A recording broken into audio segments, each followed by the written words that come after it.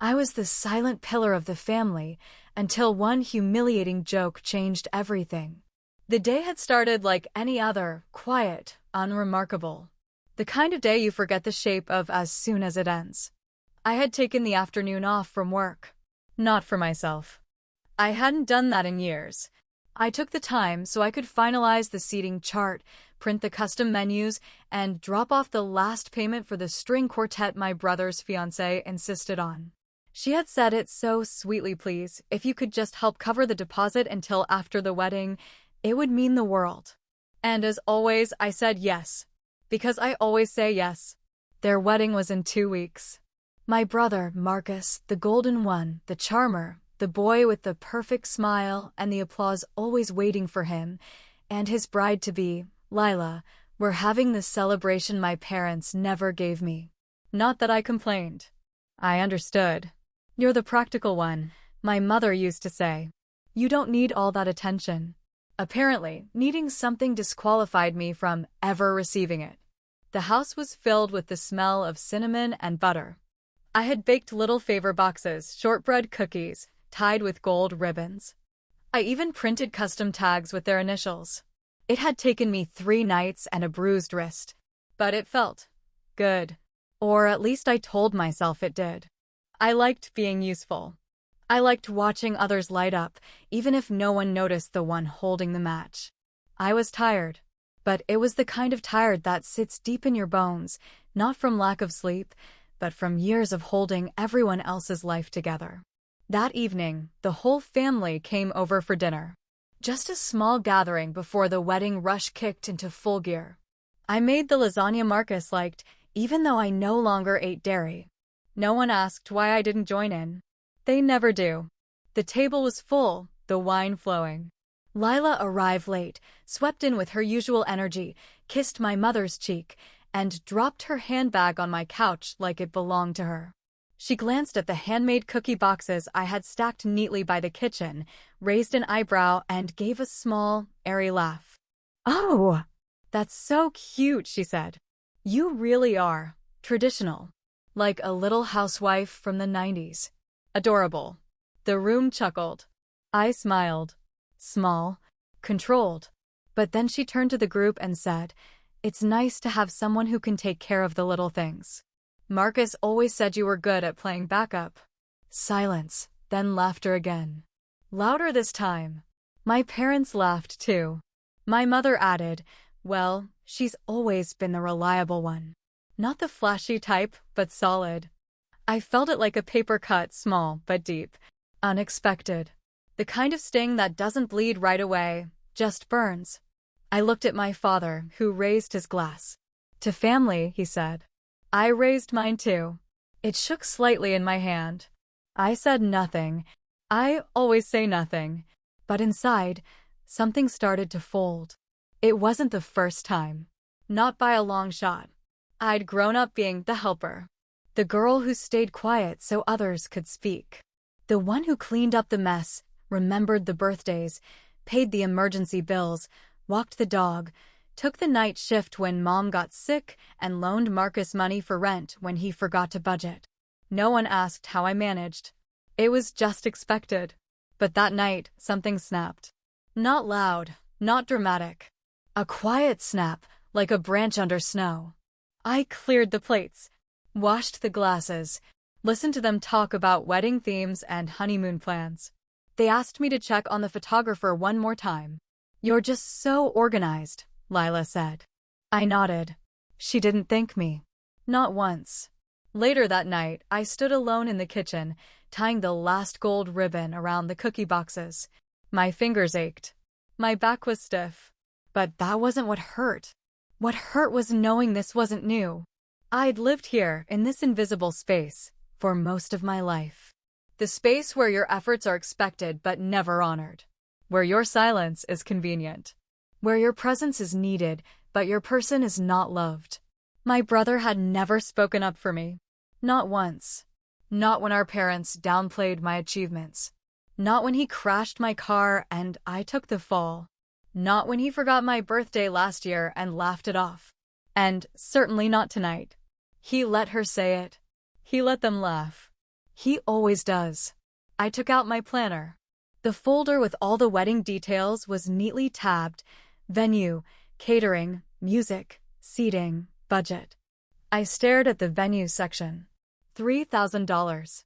Deposit paid. In my name. That's what my parents had asked me to do. Just until after the wedding. Just to help things along. We'll sort it later, they said. But we both knew they wouldn't. Like all the other times. Like the down payment for Marcus's first apartment. Like the emergency vet bill for Mom's dog. Like the loans that turned into donations without anyone noticing. I closed the folder. My hands felt warm. My chest felt strangely quiet. I wasn't angry. Not really. I was done. I walked to the window. Outside, the sky was a soft gray, the way it gets before a spring storm. The kind that doesn't scream, but soaks everything. Rain dripped from the edge of the roof. I watched a single drop slide down the glass. And for the first time in years, I wondered, what if I didn't fix it this time? What if I didn't cover for them? What if I didn't show up with my arms full and my mouth closed? What if I just let go? I sat down at my desk, pulled up the venue contract. The cancellation policy was clear: full refund if canceled within 48 hours. After that, the money was gone. The wedding was in 13 days. I stared at the cancel button. They would be furious. They would call me selfish, emotional, dramatic. They would say I ruined everything. But the truth was they ruined me first. I closed the browser. Not yet. Not tonight. But the seed had been planted. The moment had cracked. Just slightly. But enough. And the best part was, no one saw it happen. They didn't call the next morning. No, thank you for dinner. No apology for the joke. No text from Marcus. Not even a heart emoji. And honestly, I didn't expect one. It wasn't the silence that surprised me. It was how much it didn't surprise me. There's a specific kind of ache that settles in your chest when you realize the people you care about don't think they've done anything wrong. That last night wasn't an outburst. It was just them being themselves. And me being me, the quiet one, the one who takes it well. I sat by the kitchen window, coffee untouched, staring at the gift bags lined up against the wall. All perfectly labeled with the bridal party's names. I had picked their colors, made their place cards, even arranged the spa day that I wasn't invited to. Lila said it would be weird for me to join. I wasn't part of the wedding party, after all. Technically, I wasn't part of anything. But I always made myself useful. I looked around the house. Everything in its place. A place for everything. My world had been organized, folded, tucked in the corners of other people's chaos.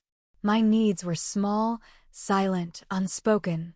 Like the background music at someone else's party. Present, but unnoticed.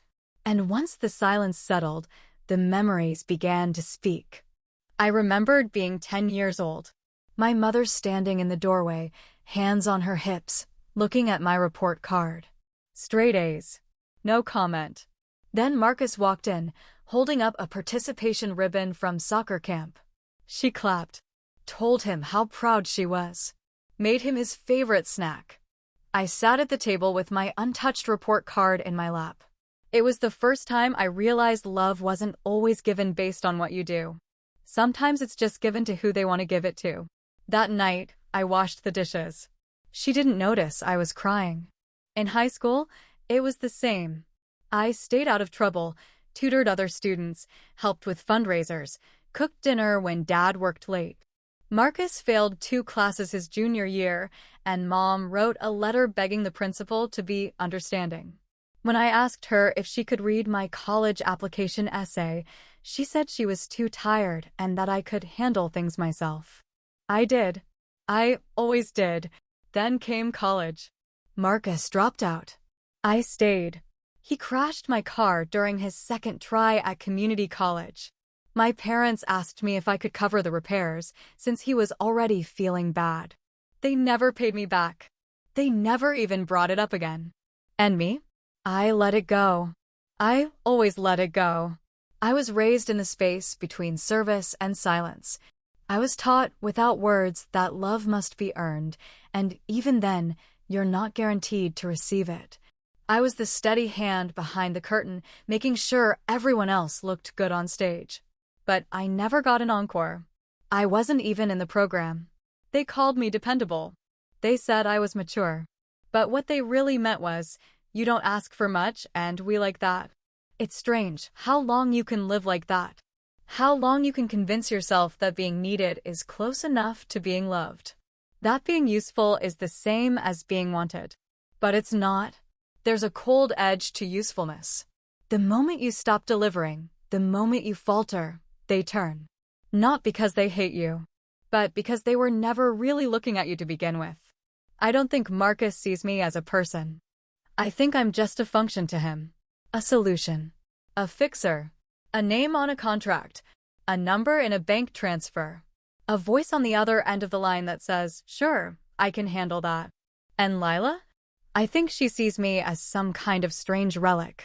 The older sister who's never been married, who wears neutral colors and doesn't post her life online. To her, I'm a symbol. A shadow of what she doesn't want to become. The problem is, I never wanted to be her. I just wanted peace. I wanted a family that didn't laugh when I was being mocked. I wanted a brother who noticed when I was the one keeping his wedding from falling apart. I wanted parents who saw past the convenience of me. I didn't need fireworks. Just acknowledgement. Just a single sentence that said, we see you. But instead, I became the infrastructure of everyone else's life. The skeleton of the house. Strong. Hidden. Forgotten. And no one ever thanks the walls for staying up. That afternoon, I pulled out the old photo albums from under my bed. I hadn't looked at them in years. The first one was from a family trip to the mountains. Marcus had just turned 12. I was 15. Every photo had him in the center. Smiling, jumping, showing off his new jacket. I was there too. In the corners, half-cropped, holding the camera, holding the snacks, holding the jackets, always holding something. I turned the page and found a photo I didn't remember taking. It was me, alone, sitting on a log. My face turned slightly away from the camera. A quiet expression, somewhere between tired and thoughtful. It was the only photo where I was the subject. Not a prop. Not a pair of hands. I touched the edge of the photo and whispered, I see you. No one else ever had. That night, I didn't make dinner. I turned off my phone. I sat in silence, surrounded by the kind of peace that feels unfamiliar at first. Like walking into a room you didn't know belonged to you. And in that silence, I thought, maybe this is what it feels like to exist on your own terms. Not for applause. Not for approval. Just for yourself. It was frightening, but freeing. They would never understand. They never had to, but I understood. And for the first time, that was enough. There was no dramatic outburst. No slammed doors. No carefully rehearsed speech. Just silence. And a single decision made in the stillness of my own breath. It started the next morning. I woke before the sun, the house still wrapped in sleep. No emails. No notifications. The string of unchecked responsibilities waited like obedient pets on my to-do list. Follow up with the florist, call the caterer about allergies, remind Marcus to confirm the music playlist. Send the rehearsal dinner itinerary to Lila's cousin flying in from out of state. Each line used to be a way I felt useful. Now they looked like chains. I opened the folder where the wedding contracts were stored. Everything had been arranged under my name. My signature, my deposits, my credit card. At the time, it made sense. You're the organized one, Mom had said. Just do it your way. It'll be less stressful for everyone. Everyone but me. I clicked on the venue contract. Read it again slowly, even though I'd memorized every word the first time. Cancellation within 14 days. Refund processed within 48 hours. That was today. I placed the cursor over the button. Clicked. A small notification popped up. Are you sure you want to cancel? Yes. Yes, I was. The screen faded to white. Just like that, it was done. The silence that followed wasn't empty. It was clean. I didn't call my parents. I didn't tell Marcus. I didn't send a passive message or a warning shot. They would find out soon enough. And for once, I didn't feel the urge to soften the landing for them. Outside, it had started to snow. Thin flakes, soft and slow, drifted down like whispers. Not heavy enough to stick, just enough to remind the world to pause. I wrapped myself in a shawl, stepped outside barefoot for just a moment, and let the cold air press against my skin. It stung a little, but it made me feel awake. The house was quiet. Not the usual kind of quiet, the strained hush before a family argument or the tired silence that follows being ignored. This quiet was mine. Chosen. Comfortable. I brewed tea. Not for guests. Not because someone else needed comforting. Just for me. It was wild how unnatural that felt, doing something for no one but myself. For years, I had been wired to serve. My value was measured by the happiness of others. My existence, an invisible string holding their world in place. Now, I was letting it unravel. Not to hurt them. Not to punish. Just to finally step out of the role I never auditioned for. The first message came that afternoon. Mom, hey, just checking. Got a message from the venue about a cancellation? Is that a mistake? I turned the phone face down. Later, my brother tried. Marcus, what happened? Did you cancel something? The venue just called me. This isn't funny. Still, I didn't answer. Then the calls started. 10 in a row. Then Lila. Then Dad. Then Mom again. I let them ring. Watched the screen light up and go dark. Over and over. The storm had started. And I was still. Completely still. I didn't feel triumphant. This wasn't about revenge, not really. It was about finally listening to the part of me that whispered, enough. I walked into the spare room where the wedding items were stacked. Ribbons, glass jars, custom napkins, color-coded plans. I sat on the floor and began packing it all away. Not angrily, not with regret. Just, gently, as if closing a chapter. I placed everything into boxes and taped them shut. Labeled each one. Decor. Favors. Extras. I stacked them in the hallway like offerings left behind at a shrine no one visits anymore. The snow outside had thickened. Trees were dressed in white. The sky was low and heavy, like it too was holding something it couldn't carry anymore. I stood by the window for a long time, and I thought about all the times I had shown up for people who didn't notice. All the birthdays I remembered. All the problems I solved before they became disasters. The rides to the airport. The late-night pep talks. The carefully chosen gifts. The financial bailouts. The nights I stayed up stitching together other people's broken plans while mine sat gathering dust. I wasn't angry anymore. I was just done. Letting go didn't feel like falling. It felt like landing. For dinner, I made what I wanted. A simple lentil soup. No one else liked it. But I did. I ate at the table without my phone, without the news in the background, without a list of things to check off. Afterward, I took a walk. The streets were quiet, the snow soft beneath my boots. Houses glowed from the inside. I passed windows full of laughter, holiday lights, voices rising around tables. I didn't envy them. I didn't long for their warmth. I simply noticed it, and kept walking. There's a strange kind of clarity that comes when you realize your world doesn't fall apart when you stop holding it up. They would survive without me. Maybe for the first time, they'd have to. And maybe for the first time, I'd survive with only myself. Not as someone's backup. Not as a tool. Not as the reliable one. Just as me. No decorations. No favors. No phone calls. No explanations. Only snow. Only silence. Only freedom. By the end of the week, the quiet had turned into a kind of music. No messages. No knocks on the door. No more missed calls. Only the slow ticking of the clock on my wall. Only the sound of my own breathing. I had expected fury. Accusations. maybe even one of them showing up at my door. But what came instead was worse in a way. A wall of silence, cold, calculated, strategic.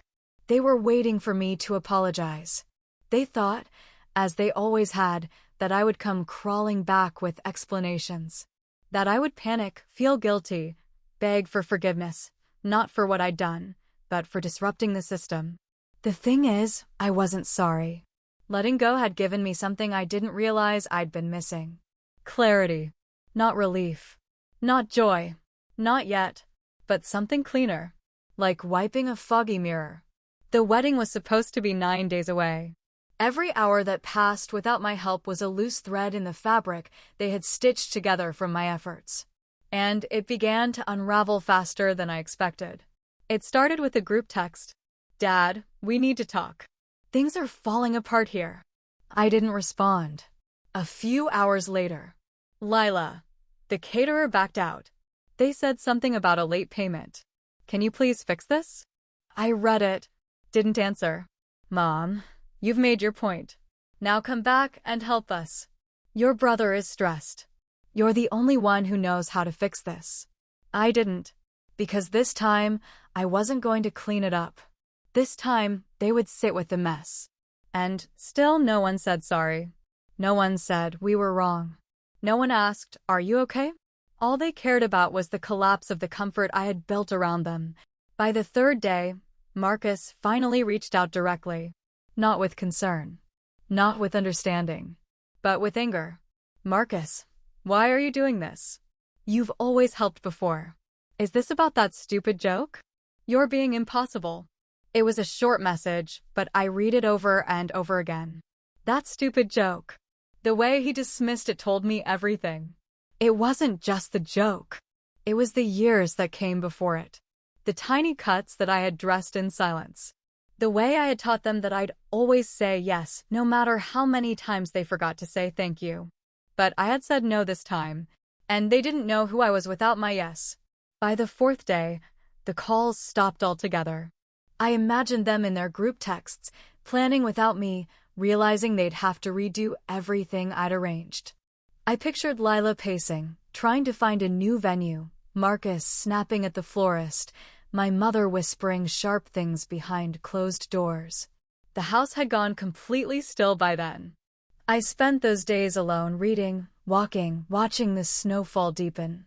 I cleaned out old drawers, found cards from birthdays past. Most of them were store-bought. A few had no notes inside. Just signatures. One had no signature at all. Just, "To a daughter who always shows up." But this time, I didn't. They weren't used to me being quiet. They didn't know how to exist without my voice filling the gaps.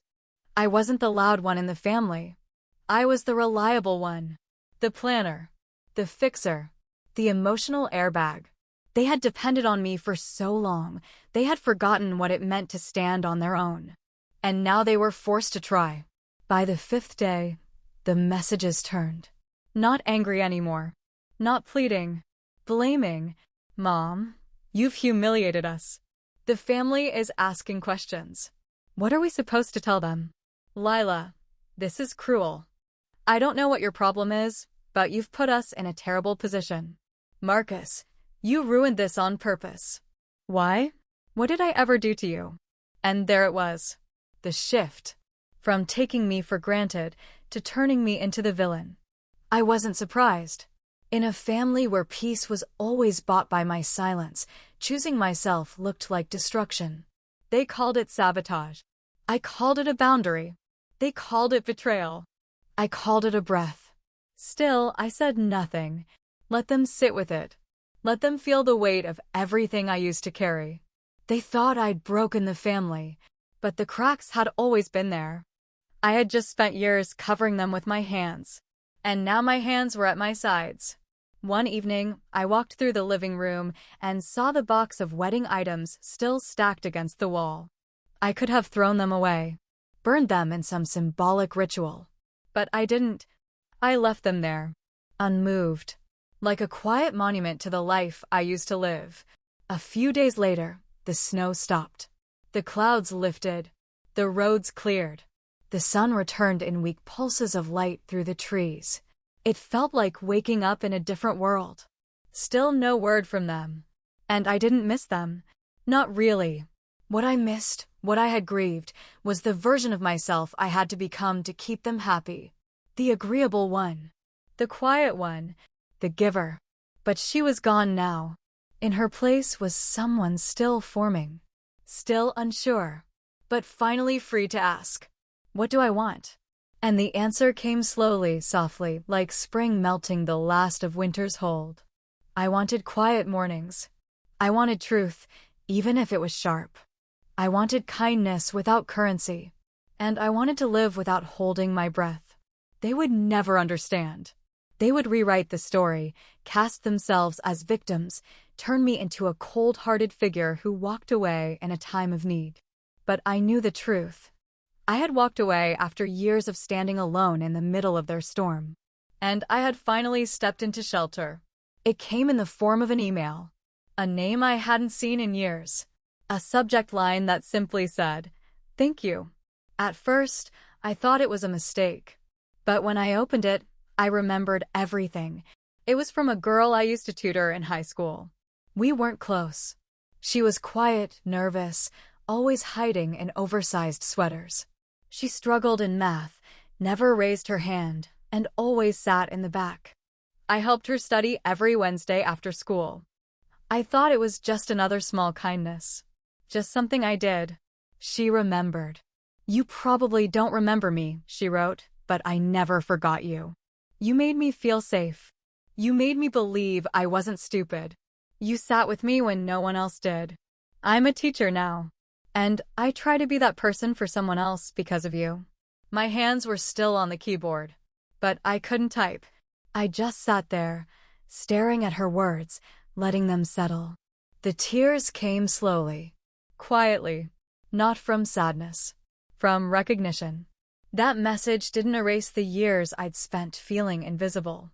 It didn't fix the past. But it reminded me that sometimes your light reaches places you don't see. Sometimes your worth echoes in rooms you'll never enter again. And it didn't come from my family. It came from someone I barely knew, someone who saw me, not because of what I did, but because of who I was. That was the difference. My family saw function. She saw presence. It was a subtle kind of healing. Not loud, not cinematic, but true. That same week, the calls resumed. Slowly at first. Then all at once. My mother left a voicemail. "We're worried about you. You haven't said anything. Don't you care what's happening to your brother?" No apology. No acknowledgement. Just fear. The fear that came when their dependable pillar had finally stepped away. Then came a letter. Handwritten. Folded neatly. No return address, but the handwriting was my father's. It said, "You've always been strong. But strength without forgiveness becomes bitterness. Don't let this break us." I folded the letter in half and put it in a drawer. Not out of anger. Not to forget. Just to leave it in the past, where it belonged. They wanted me back in my old role. They weren't asking me to come home. They were asking me to return to being useful. But I wasn't that version of myself anymore. That woman who measured her value in favors, who softened every sharp word with silence, who bled energy into thankless tasks, she was gone. And in her place was someone softer, not weaker. Quieter, not smaller. Someone who could look at a mirror and see a person instead of a tool. The snow had melted by then. Spring pushed gently at the edges of everything. Buds on branches. Light in the evenings. Air that didn't bite. I spent those days doing little things. I planted herbs on my windowsill. Cleaned out old boxes. Deleted group chats. Blocked numbers I once answered without question. There was no grand confrontation. No reckoning. Just absence. And in that absence, clarity. One afternoon, I walked to the mailbox and found a wedding invitation. A different wedding. Not Marcus's. It was from a coworker I barely knew. I almost threw it out. But inside, there was a note. "You're one of the most thoughtful people I've ever met. I'd be honored if you came." That was it. Simple. Direct. kind. And I realized something. I had been seen more in passing moments than I ever had in the center of my own family. Recognition isn't about proximity. It's about intention. And I had spent my whole life trying to earn what should have been given freely. The final message from my brother came weeks later. Just a sentence. Hope you're happy. I didn't reply. Because I was. Not in a storybook way. Not in a perfect life, polished photos kind of way. But in the quietest, truest sense. I had peace. I had space. I had myself. And in the end, that was enough. There was no grand ending. No dramatic farewell. Just me, sitting in a sunlit room, sipping tea from a chipped cup I loved. The air was still. The light was soft. A candle burned gently beside me. Lavender and cedar. And for the first time in years, maybe ever, I wasn't waiting to be needed. I was simply here. Alive. Enough. Not for what I gave, but for who I chose to be.